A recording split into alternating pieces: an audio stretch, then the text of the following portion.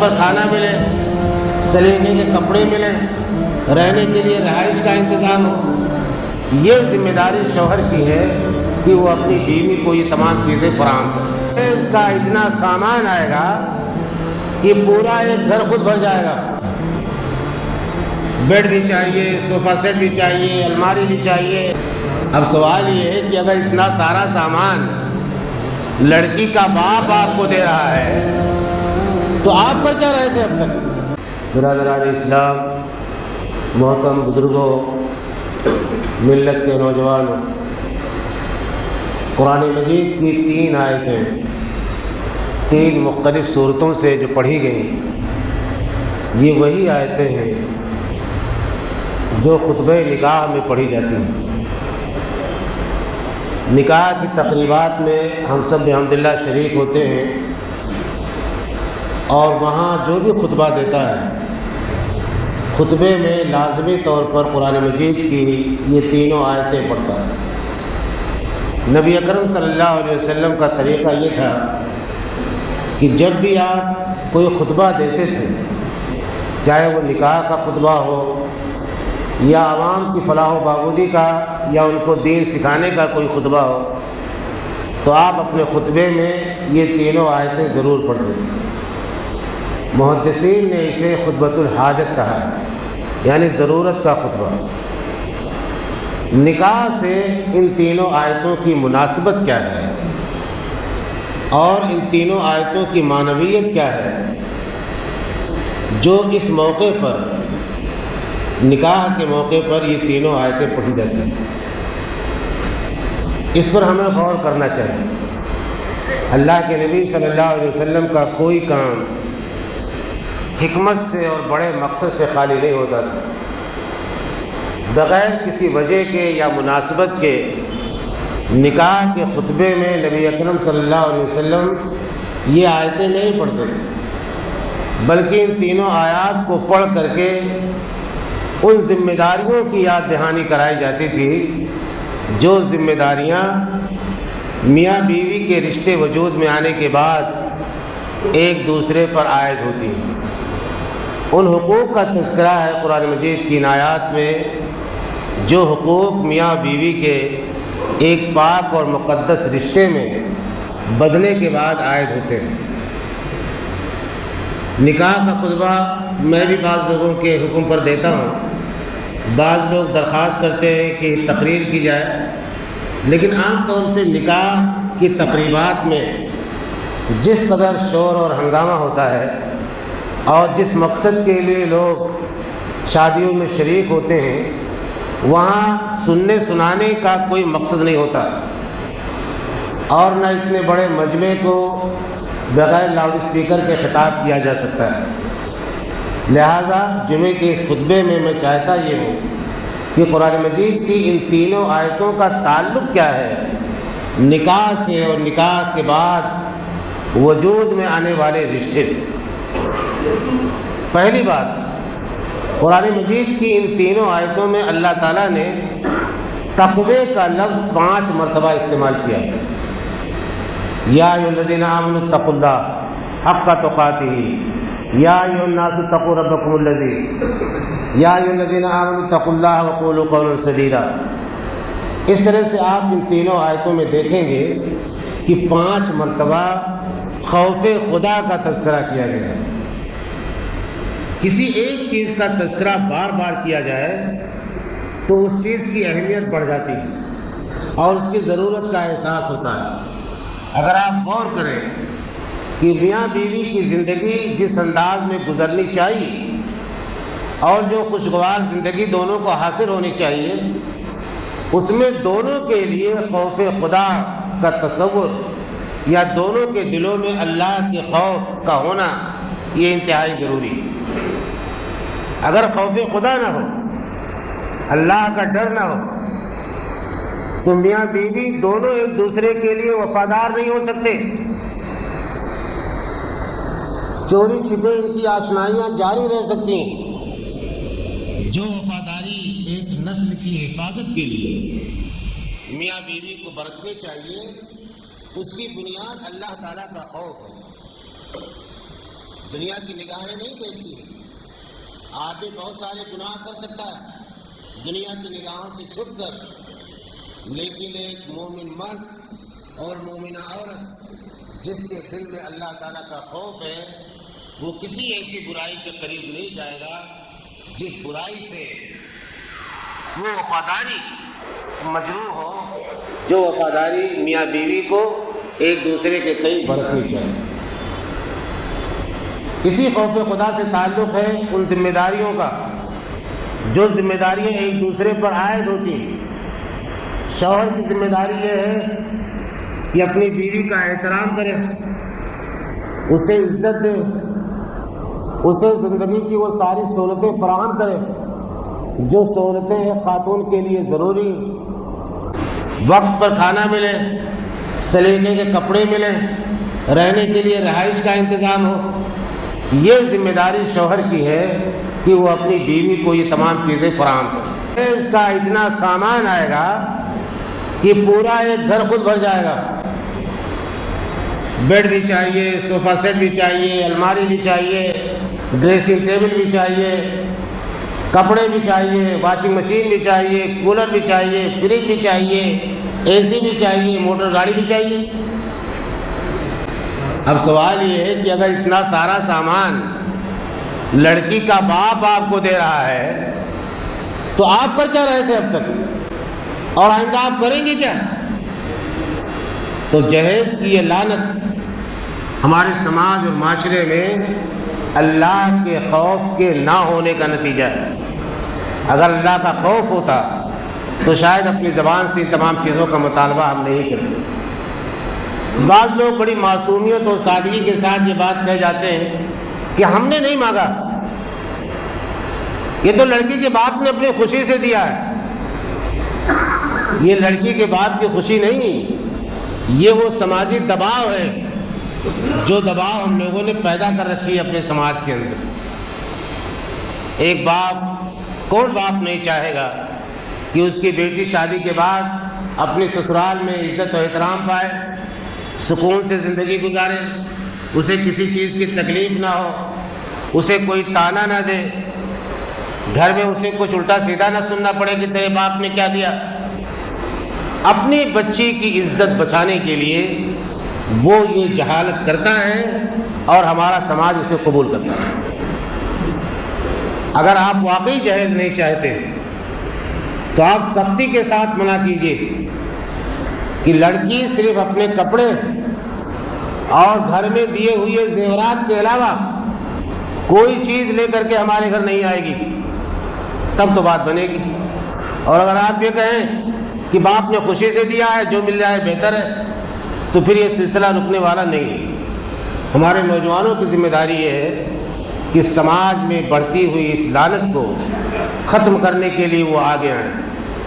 انہیں مزاحمت کرنی پڑے گی اپنے ماں باپ سے، لیکن ماں باپ کو بھی یہ سمجھائیں، محنت کریں، اپنے بلبوتے پر یہ زندگی کے سارے سامان فراہم کریں۔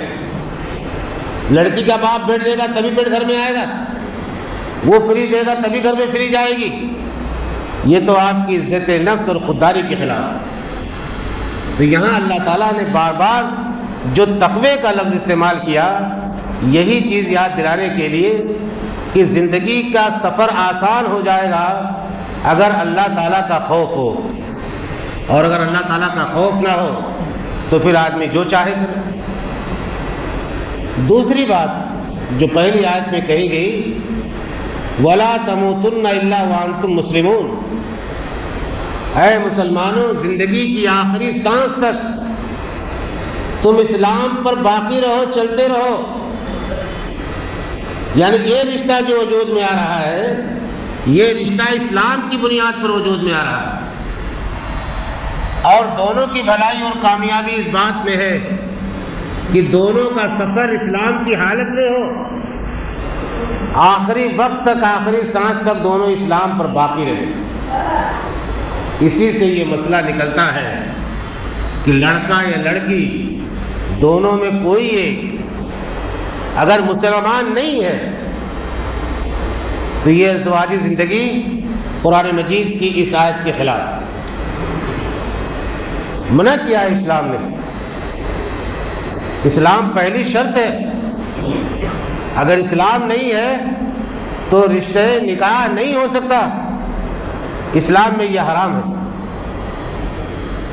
اہل کتاب کی عورتوں سے شادی کا ایک مسئلہ ہے، اللہ تعالیٰ نے قرآن مجید میں اجازت دی ہے، لیکن خلفائے اسلام کی شرطیں جو انہوں نے عائد کی ہیں کہ آنے والی نسلیں مسلمان رہیں گی، انہیں زبردستی یہودی یا عیسائی نہیں بنایا جا سکتا.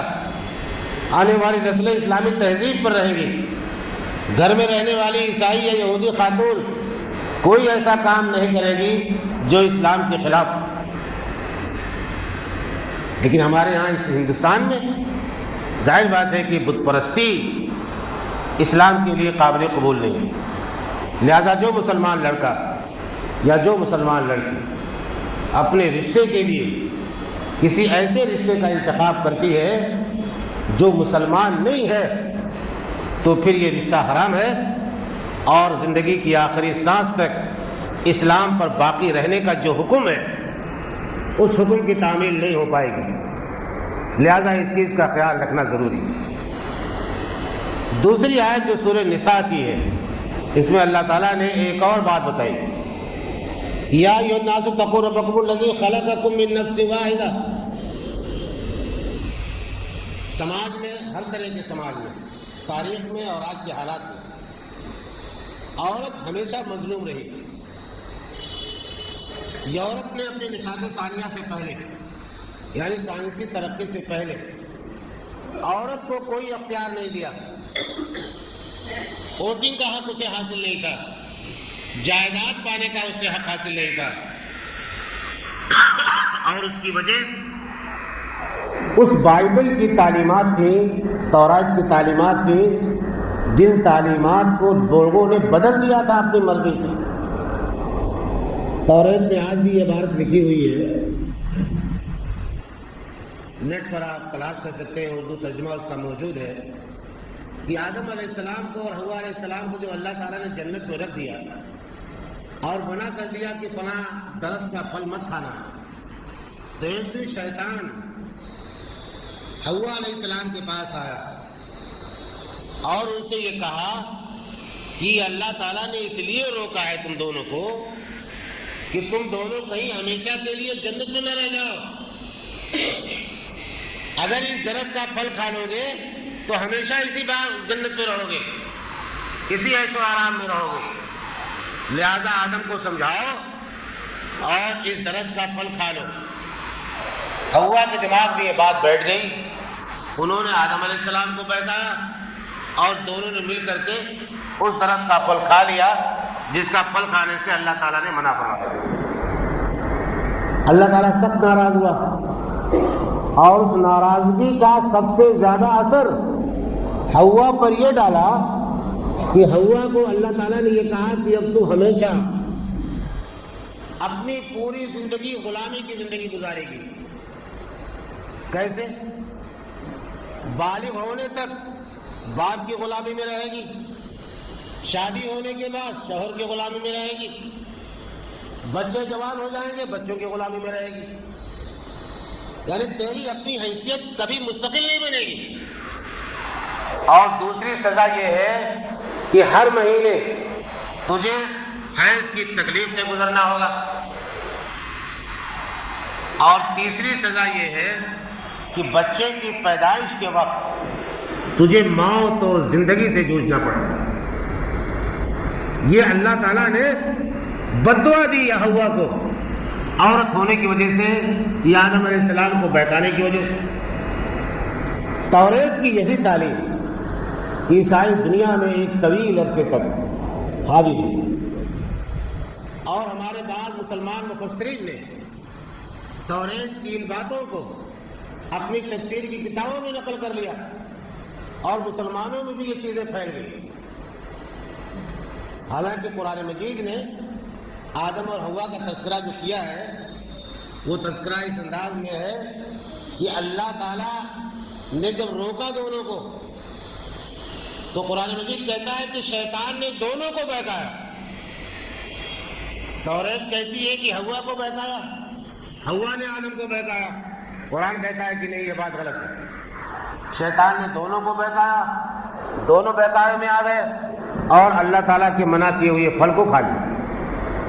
پھر دونوں نے دعا مانگی، توبہ کی، تب اللہ تعالیٰ نے اسے معاف کیا۔ اور یہ ساری تفصیلات جو توریت کے اندر بیان کی گئی ہیں کہ عورت ہمیشہ غلامی کی زندگی گزارے گی، حیض کی تکلیف سے گزرنا پڑے گا، بچے کی ولادت کے وقت موت و زندگی سے جوجھنا پڑے گا، یہ ساری باتیں غلط ہیں، غیر ضروری۔ اب کوئی بھی شخص جو پڑھا لکھا ہے، انسان کے جسم سے میڈیکل کے اعتبار سے واقف ہے، وہ جانتا ہے کہ حیض عورت کو جو آتا ہے، اللہ تعالیٰ نے اس کی فطرت میں یہ بات رکھی، اور اسی سے بچے کی پرورش ہوتی ہے رحم مادر میں۔ حیض نہ آئے تو کوئی عورت صاحب اولاد نہیں ہو سکتی۔ حیض اس وقت آتا ہے جب نسیں پھٹ جاتی ہیں اور مرد کا بیضہ یا اس کا اسپرم عورت کے رحم میں نہیں پہنچتا، انتظار کرتا رہتا ہے، وہ اس کی نسیں انتظار کرتی ہیں خون سے، اور جب وہ انتظار کا وقت ختم ہو جاتا ہے، اس وقت تک مرد کا اسپرم نہیں پہنچتا رحم میں، تو نسیں پھٹتی ہیں اور پھر حیض کا خون جاری ہو جاتا ہے۔ یہ اللہ تعالیٰ نے اس کی فطرت بنائی، اس کو کہاں سے کہاں پہنچا دیا گیا۔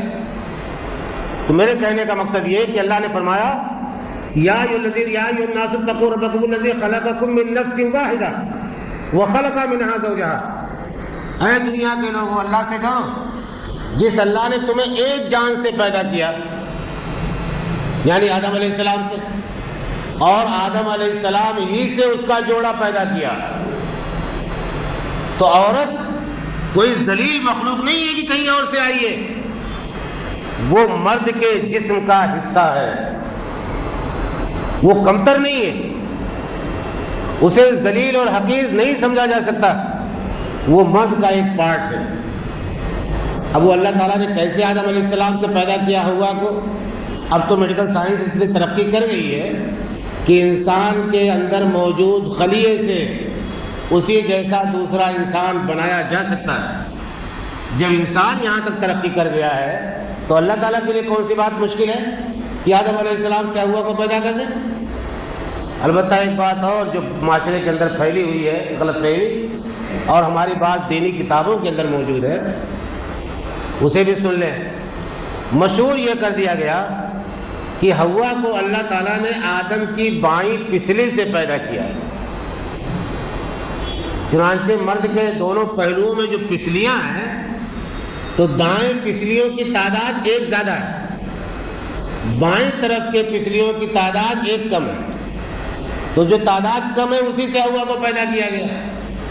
یہ بات غلط ہے، یہ بات غلط ہے، ایسا کچھ نہیں ہے کہ پسلی سے پیدا کیا گیا، بلکہ حدیث میں صرف یہ بات کہی گئی کہ اللہ تعالیٰ نے عورت کا جو مزاج بنایا ہے کا ذیل ان، وہ پسلی کی طرح ہے۔ پسلی کی طرح کا مطلب اس کی سوچ میں یا اس کی جذباتیت میں ایسی کمی ہے کہ فوراً غصہ ہو جانا، فوراً کوئی فیصلہ لے لینا، یا فوراً غمزدہ ہو جانا، یا بے صبرا ہو جانا، یہ کمزوریاں عورت کی فطری اعتبار سے موجود ہیں۔ تو اللہ کے نبی صلی اللہ علیہ وسلم نے فرمایا کہ عورت خلقت المرأۃ من کذل، عورت پیدا کی گئی ہے پسلی کی طرح۔ اگر تم چاہتے ہو کہ اس کے ساتھ خوشگوار تعلقات رہیں تو اس کے مزاج کی اس کمزوری کی رعایت کرو، اگر سختی کرو گے تو ٹوٹ جائے گی اور خوشگوار زندگی تمہاری ختم ہو جائے گی۔ یہ مطلب ہے اس کا، نہ یہ کہ وہ پسلی سے پیدا کی گئی۔ تو اللہ تعالیٰ نے یہ بتا دیا اس آیت میں کہ عورت کوئی کمتر یا الگ سے مخلوق نہیں ہے، بلکہ وہ مرد کے جسم کا ایک حصہ ہے۔ یہ کہنے کا جو مطلب سامنے آتا ہے وہ یہ ہے کہ عورت کے جذبات، مرد کے جذبات، اور اس کی ضرورتیں، مرد کی ضرورتیں، اس کی خواہشیں، مرد کی خواہشیں، یہ اس کی تکلیف، مرد کی تکلیف، یہ تمام یکساں ہیں۔ جس طرح سے ہم تکلیف محسوس کرتے ہیں اسی طرح سے عورت بھی تکلیف محسوس کرتی ہے۔ اگر کوئی غیر ذمہ دار شوہر ہے تو عورت کی ان کمزوریوں کی رعایت نہیں کرتا، وہ مثال کے طور پر اسے بخار ہے، طبیعت ناساز ہے، پھر بھی وہ بڑی حد تک، آخری حد تک کوشش کرتی ہے کہ گھر کے کام نمٹ جائیں، سمٹ جائیں، کھانا تیار ہو جائے، بچوں کی دیکھ بھال ہو جائے. لیکن خدا نہ خواستہ اگر اس کی طبیعت اتنی خراب ہے کہ گھر کے یہ بنیادی کام وہ نہیں کر پا رہی ہے تو شوہر کو اس کی رعایت کرنی چاہیے. جس طرح سے آپ اگر بیمار ہوں تو آپ اپنی دکان نہیں جاتے، کارخانے نہیں جاتے، کام نہیں کر پاتے، وہی حالت عورت کی ہوتی ہے کہ بیماری کی حالت میں وہ اپنی ذمہ داریاں ادا نہیں کر سکتی. ان ذمہ داریوں میں ہاتھ بٹائیے. نبی اکرم صلی اللہ علیہ وسلم کی سنت ہم اپنے سر پہ رکھتے ہیں، اور رکھنا چاہیے ایک مسلمان کو. چھوٹی چھوٹی سنتوں کی ہم رعایت کرتے ہیں. حضرت عائشہ رضی اللہ تعالیٰ عنہ فرماتی ہیں، ایک صحابیہ نے ان سے پوچھا، یہ بتائیے کہ اللہ کے نبی صلی اللہ علیہ وسلم جب آپ کے گھر میں ہوتے ہیں تو کیا کرتے ہیں؟ گھر میں ہمارے نبی کیا کرتے ہیں، ان کی مصروفیت کیا ہوتی ہے؟ حضرت عائشہ رضی اللہ تعالیٰ نے جواب دیا، نبی صلی اللہ علیہ وسلم جب گھر میں ہوتے ہیں تو گھر کے کاموں میں ہاتھ بٹاتے ہیں. کیا کہا؟ گھر کے کاموں میں ہاتھ بٹانا. آج تو مرد اپنی مردانگی کے خلاف سمجھتا ہے کہ وہ کچن میں جا کر کے سبزی کاٹ دے، یا صفائی کر دے، یا بچے کو نہلا دے، یا اس کے کیا نام ہے ڈائپر بدل دے. یا مرد اپنی شان کے خلاف سمجھتا ہے، یہ سمجھتا ہے کہ یہ سب کام عورت کا ہے. یہ سنت کے خلاف ہماری زندگی، ہماری یہ زندگی سنت کے خلاف ہے، اور اللہ کے نبی صلی اللہ علیہ وسلم اس طریقے پر نہیں چلتے. ایک بات اور بتا دوں، افسوس کی بات یہ ہے کہ یورپ نے جب عورتوں کو حقوق دیے تو اس میں یہ حق بھی شامل ہے. آپ کسی بھی یورپین سماج کا یا اس کے گھر کا کی اسٹڈی کر کے یا مطالعہ کر کے دیکھیے، میاں بیوی دونوں ایک ساتھ کچن میں داخل ہوتے ہیں، دونوں ایک ساتھ مل کر کے گھر کی صفائی کرتے ہیں، دونوں ایک ساتھ مل کر کے گھر کے کپڑے صاف کرتے ہیں. انہیں کوئی آر اور کوئی شرم محسوس نہیں ہوتی. تو یہ وہ چیز تھی جو اسلام کی تھی اور ہمارے نبی کی سنت تھی، ہم نے اسے چھوڑ دیا. اور قرآن مجید کی اسی آیت سے یہ بات ملتی ہے کہ اللہ تعالیٰ نے جب آدم علیہ السلام ہی سے حوا کو بنایا ہے اور وہ الگ سے کوئی مخلوق نہیں ہے، تو اس کے جذبات بھی وہی ہیں جو ایک مرد کے جذبات ہوتے ہیں، اس کی بھی ضروریات وہی ہیں جو ایک مرد کی ضروریات ہوتی ہیں. وَبَثَّ مِنْهُمَا رِجَالٌ كَثِيرٌ وَنِسَاءٌ وَاتَّقُوا اللَّهَ الَّذِي تَسَاءَلُونَ بِهِ وَالْأَرْحَامَ إِنَّ اللَّهَ كَانَ عَلَيْكُمْ رَقِيبًا. اس آیت کے اس ٹکڑے میں رشتوں کا تذکرہ کیا ہے. میاں بیوی کا نکاح صرف ایک نکاح نہیں ہے، بلکہ دو گھرانے رشتے میں جڑ رہے ہیں، کئی رشتے وجود میں آ رہے ہیں. ساس سسر اور سالے، ان کی بیویاں، ان کے بچے، اسی طرح سے دیور نند اور ان کا پورا خاندان، یہ جو رشتے وجود میں آ رہے ہیں، ان رشتوں کا درجہ بدرجہ لحاظ کرنا، احترام کرنا ضروری ہے. کیونکہ سماج اسی وقت بدھا رہ سکتا ہے جب رشتے باہم ایک دوسرے سے جڑے ہوئے رہے. رشتے اگر خراب ہوں گے تو پھر آدمی وہ کام نہیں کر پائے گا جو دنیا میں اسے کرنا. اللہ کے نبی صلی اللہ علیہ وسلم نے رشتوں کے سلسلے میں بہت اہم باتیں بتائیں. یہ کہا کہ جو شخص صلہ رحمی کرتا ہے وہ جنت میں میرے ساتھ ایسے رہے گا جیسے یہ دونوں انگلیاں ساتھ ساتھ. دونوں انگلیاں جس طرح سے ایک دوسرے کے قریب ہیں، اسی طرح سے نبی اکرم صلی اللہ علیہ وسلم کے ساتھ وہ شخص جنت میں رہے گا جو دنیا میں رشتہ داروں کا خیال رکھتا ہے. رشتہ داروں کا خیال رکھنے کا مطلب یہ ہے کہ ان کی خوشی میں، ان کے غم میں شریک ہوا جائے، ان کی ضرورت ہو اور آپ اس حیثیت کے ہوں کہ آپ پوری کر سکتے ہوں تو آپ پوری کریں، انہیں صحیح مشورہ دیں، صحیح رہنمائی کریں. اگر کاروبار نہیں ہے تو کاروبار سے لگانے کی کوشش کریں. کاروبار میں اگر نقصان ہو رہا ہے اور آپ کے پاس تجربہ اور علم ہے تو اپنے تجربے اور علم سے ان کو فائدہ پہنچائیں. یہ رشتہ داروں کا حق. یہ نہیں کہ بس 10 روپے دے دیے، ایک ڈبہ مٹھائی کا بھیج دیا، نکاح کے موقع پر یا خوشی کے موقع پر یا گھر میں اور کسی تقریب کے موقع پر بلا لیا. صرف اتنے سے رشتہ داروں کا حق ادا نہیں ہوتا.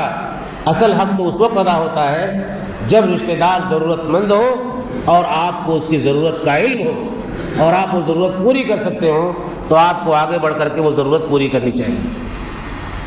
تیسری آیت میں اللہ تعالیٰ نے یہ فرمایا کہ اے ایمان والو اللہ تعالیٰ سے ڈرو، وقولوا قولا سدیدا، نرم بات کرو، محبت بھری بات کرو، میٹھی بات کرو۔ میاں بیوی کی زندگی میں گفتگو بہت معنی رکھتی ہے۔ آواز میں کرختگی، بات بات میں غصہ، ایک سنجیدہ بات پر بھی جھلا جانا اور غصے کا اظہار کرنا عورت کے نفس کو، اس کی ذات کو اور اس کی انا کو بہت چوٹ پہنچاتا ہے۔ ایک مرد کو، ذمہ دار مرد کو اس کا خیال رکھنا چاہیے۔ قرآن مجید کی تیسری آیت یہ کہتی ہے اور آخر میں اللہ تعالیٰ نے یہ فرمایا کہ تم وَمَن يُطِعِ اللَّهَ وَرَسُولَهُ فَقَدْ فَازَ فَوْزًا عَظِيمًا، کہ جو بھی اللہ اور اس کے رسول کی اطاعت کرے گا کامیابی اسی کو ملے گی۔ میاں بیوی دونوں کو مل کر کے اللہ تعالیٰ کی اطاعت کرنی، اللہ تعالیٰ کے احکام کی پیروی کرنی۔ صرف عورت اللہ تعالیٰ کے احکام کی اطاعت کرنے کی پابند نہیں ہے، عورت کی جو خواہشیں اور ضرورتیں ہیں اسے مرد پوری کرے، مرد کی جو خواہشیں اور ضرورتیں ہیں اسے عورت پوری کرے، تب جا کر کے زندگی خوشگوار رہے گی۔ تو ان تین آیتوں میں وہ تمام باتیں کہہ دی ہیں جو اللہ تعالیٰ نکاح کے اس موقع پر میاں بیوی سے اور رشتے جو وجود میں آ رہے ہیں دونوں گھرانوں کے، ان سے جو کچھ کہنا چاہتا ہے۔ تو اگر ان باتوں کی یاد دہانی ہوتی رہے تو شاید ہمیں رشتے کے تقدس کا، اپنی ذمہ داریوں کا اور اپنے حقوق کا احساس رہے۔ اللہ تعالیٰ سے دعا یہ ہے کہ ہمیں اسلام کو صحیح طور پر سمجھنے اور اپنی زندگی میں اس کی تعلیمات کو برتنے کی توفیق عطا فرمائے۔ وآخر دعوانا الحمدللہ رب العالمین۔